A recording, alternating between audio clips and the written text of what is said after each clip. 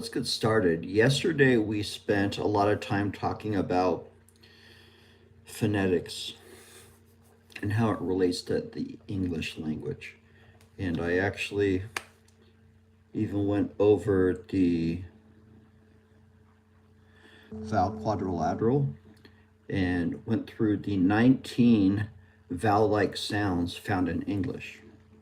We also went through the three characteristics that we use within phonetics, which, by the way, is the science of making speech sounds.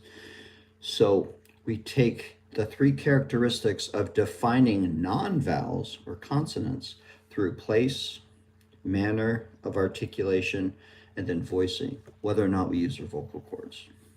So today we're actually going to go through each of the letters of the alphabet and talking about where exactly or how exactly they are created in the mouth. All right, so let's get started. All right, so first we have the letter A, and it's pronounced in the International Phonetic Alphabet using these sounds, A, and then this is the phonetic or layman's way of saying it, A, right? And this is actually what we call a diphthong. So we start with our tongue front mid, A, and then we move it up, A. So that is a diphthong, a moving vowel. And some examples of this are in ape, cable, and stay.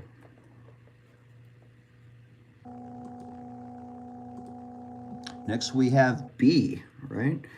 And what you're looking at here is part of my course, where these are our slides, or really what they are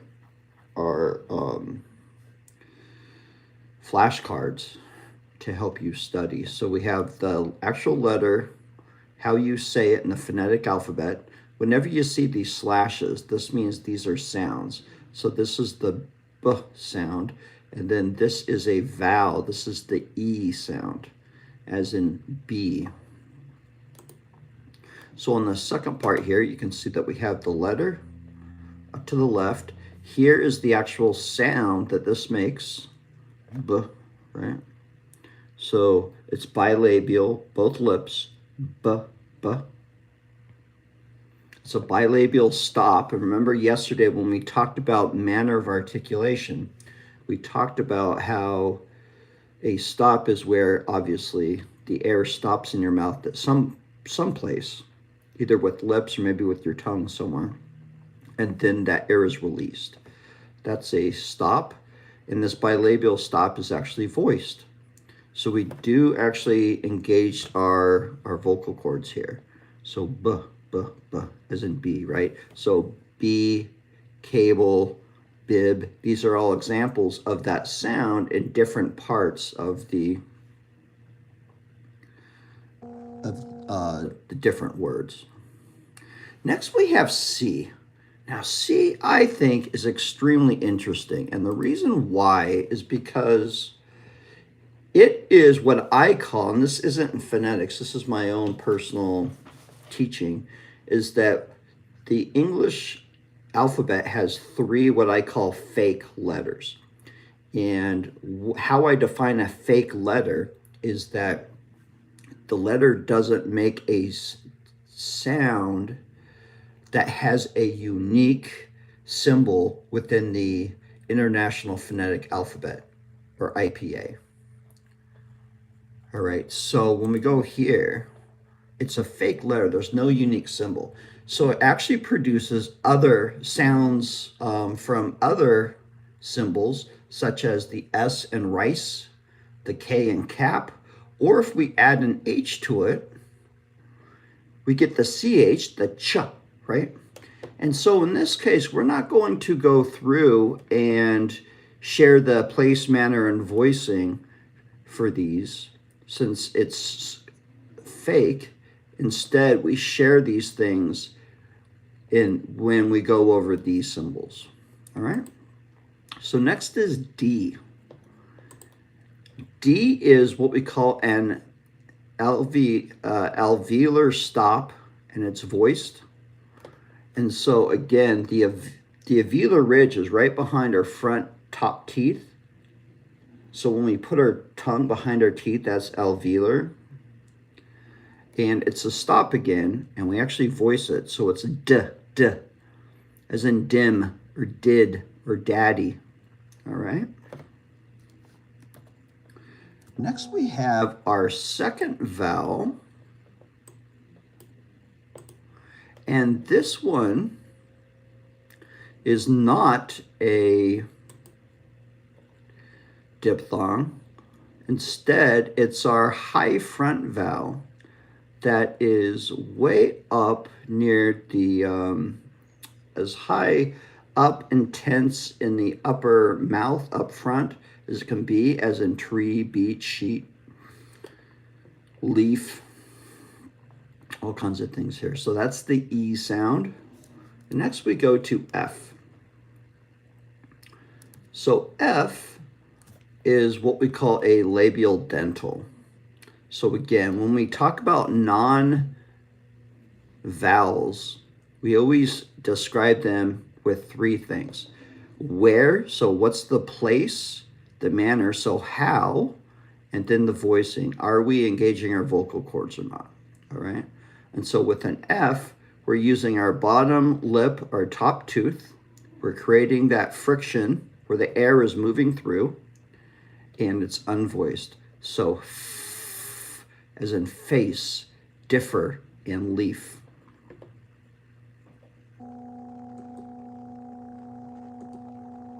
Next we have G. And G is interesting for a couple reasons, but I won't go into them right now. Continue to follow me and I'll talk more about the unique properties of this particular letter. So this letter here is pronounced with a funky symbol here, and this symbol actually represents the J sound. So it's G, okay, G. But the sound that we make is G, G. So this is also a stop, but this stop is actually created in the back at the top of the back of the mouth, the soft palate, also known as the velum. So we call this a velar stop. Okay, and it's voiced. So G, G, as in guess, digger, and big.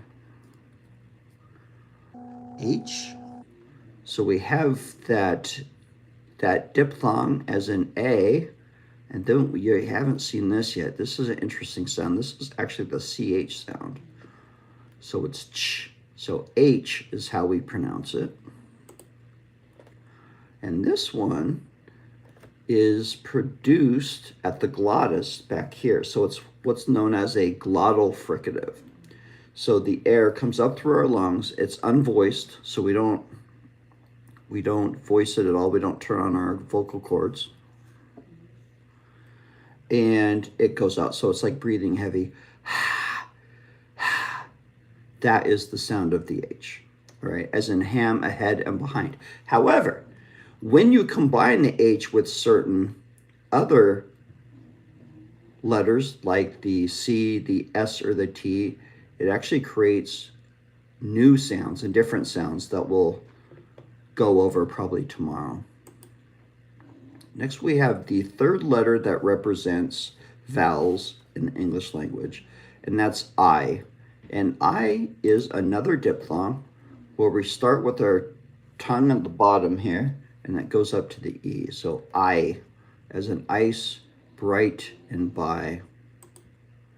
Next is J, and we saw this symbol already with the G, but the interesting thing is that J, we do use that sound, whereas in G, we're using the J sound, right? So this is the symbol, and this is what's known as a palatal affricate. Remember when we talked about affricates before? yesterday we talked about the manner of voicing. So we talked about stops and fricatives and nasals. We even talked about laterals and approximants.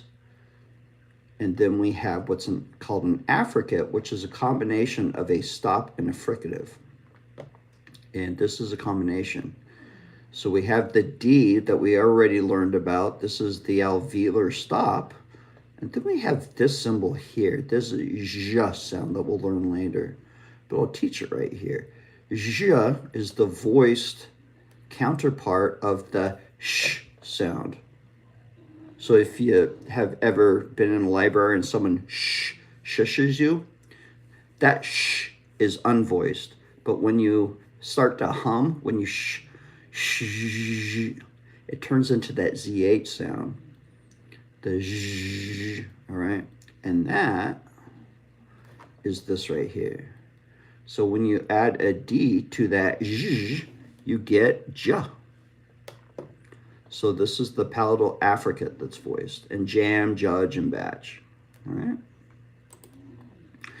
Next we have the K, and this is another velar stop. So we learned about the first velar stop that was voiced back when we looked at the G, g, g, g. This is its unvoiced counterpart, the k, as in comb, climb, and kick. Because that's the interesting thing when we start looking at sounds in English, and other languages too, but here in English, our stops and our fricatives often will share the same place in the same manner, and then the only difference is whether or not the vocal cords are being vibrated or not. All right.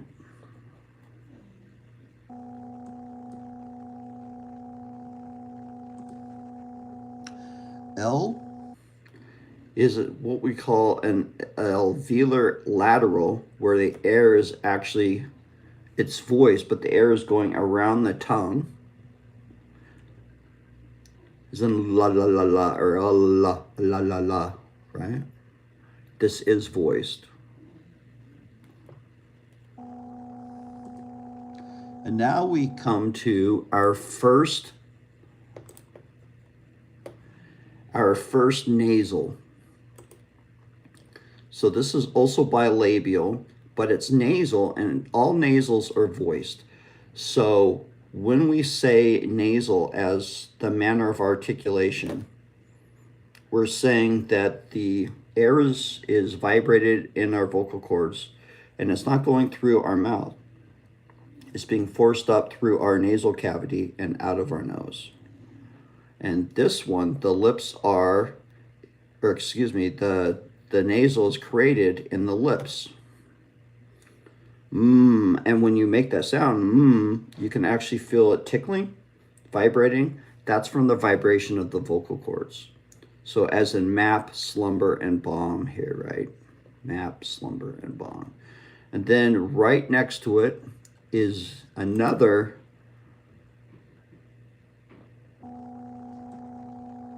nasal. This is N. So this is actually the alveolar nasal, where we use our vocal cords again. Nasals, we always use our vocal cords, as in nap, manner, and can. Our next letter in the alphabet known as a vowel is the O. But like two of the other ones that we looked at, this is a diphthong, not a pure vowel. It's a moving vowel. So with our rounded lips, we start with our back mid rounded vowel, O, and then we go up to the O. This is a very important diphthong, actually. And the funny thing is, most native speakers have no idea that O is a diphthong in English. We just know how we pronounce it, but we don't really know how we pronounce it or the difference between that and the Spanish O, right? O, which is a pure O, O versus O. So if you want to kind of nail this diphthong, Say the Spanish O a little bit longer, O, and then round your lips a little bit more at the end, almost like you're doing a W. So O, and that's how you can nail that diphthong. Next is the letter P, and the letter P is a bilabial stop, and you'll remember the very first consonant that we looked at today was also a bilabial stop, but the first one we looked at was voiced, and that was the B sound, the B, B, B. And now we found the unvoiced or voiceless. So when I say unvoiced or voiceless, I use those interchangeably. This is the voiceless counterpart of the B, the P, P, P, as in pan, diaper, and cap. Now that brings us to our second fake letter, the Q. You'll notice obviously with Q, we pronounce it like K and then the letter U. So, like I said, it's a fake letter. There's no unique symbol, and it does produce a couple different sounds. The most common sound, and by the way, Q is almost always with the U, right? And typically the sound that it makes is the KW combination, the Q combination. Sometimes, though, it will just make the K sound, as in bisque. Next, we have R. And the letter R is one of those letters in any language that is one of the most telling and usually unique of a language. You can usually tell what language they're speaking, or at least understand that they have an accent, that they don't speak the same native language because of the R. And in English, especially American R's, we have this rhotic R where we don't actually create a consonant per se. So in Spanish, you have two beautiful R's, right? So you have one where you basically tap your tongue, the top of your mouth, and the other one you're actually rolling your R's. Here we don't actually do that. Our tongue actually doesn't touch anywhere. It's an approximant. So what it does is it creates a narrower opening, but it's almost like a resonance. So like in ran, drain, and sprint. Next we have S, which is an alveolar fricative, and it is voiceless. 6, scan, distant, miss. Our T is our alveolar stop that's unvoiced. This is the counterpart to the D sound. So D is the alveolar stop voiced, da, da, da, da. When we don't use our vocal cords, that d, d, turns into t, t, as in tap, stop, and distant. Next we have the final letter in the American alphabet that we call a vowel. And this is the only letter that we call a vowel that the way we pronounce the letter is not the way that we pronounce the sound. So when we pronounce the letter, we actually put that Y sound in front of it. And yet when we make the sound, it's just the oo sound, which is back high with lips rounded.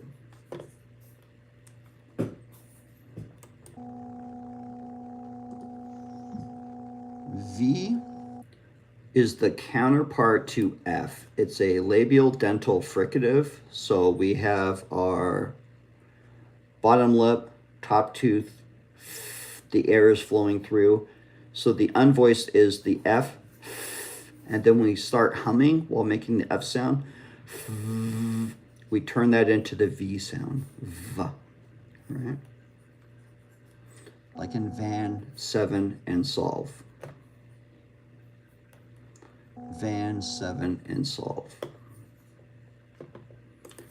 We have W, which is very, very bizarre in how it is named. It is completely different from any other naming convention that we use in English with our letters. And it's also an interesting sound.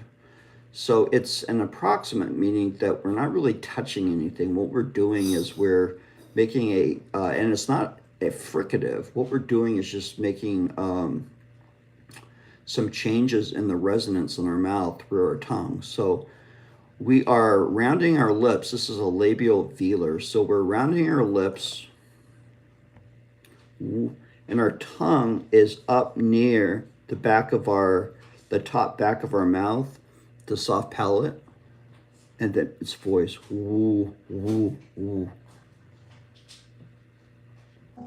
As in we, wait, and beware. Next is our last of the fake sounds with X, or fake letters, I should say. And here the X is actually just a combination of the K and the S. X. Or sometimes you might see X in the beginning of a word, in which case it's the Z sound that we haven't covered yet. Z. Next we have Y. Let me change this. This is incorrect. This is correct. There we go. Now we have Y. Okay. So this is how we pronounce it, Y. And yet the way that it is pronounced is this is the International Phonetic Alphabet symbol, the IPA symbol, that even though we're looking at English here, the IPA symbol, this is telling us that this is the Y sound, like the Y. Yeah. Also, this is a palatal approximate. Our tongue is right under our palate. It's very tense in its voice. Excuse me. And it's hard to kind of keep that sound without going into a vowel. Now, this is true of this being a consonant in the beginning of a word, but typically if it's in the middle or the end, it acts as a vowel.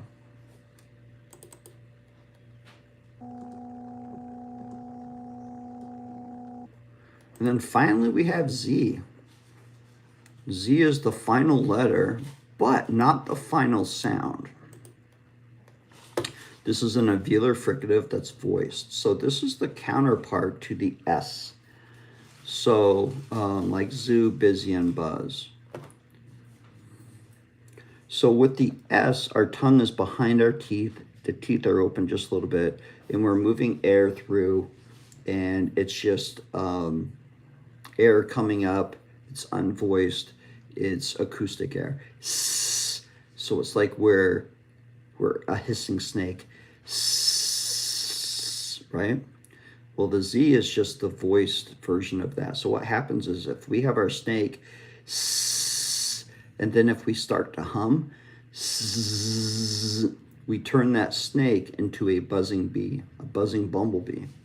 And that's the difference between the S and the Z.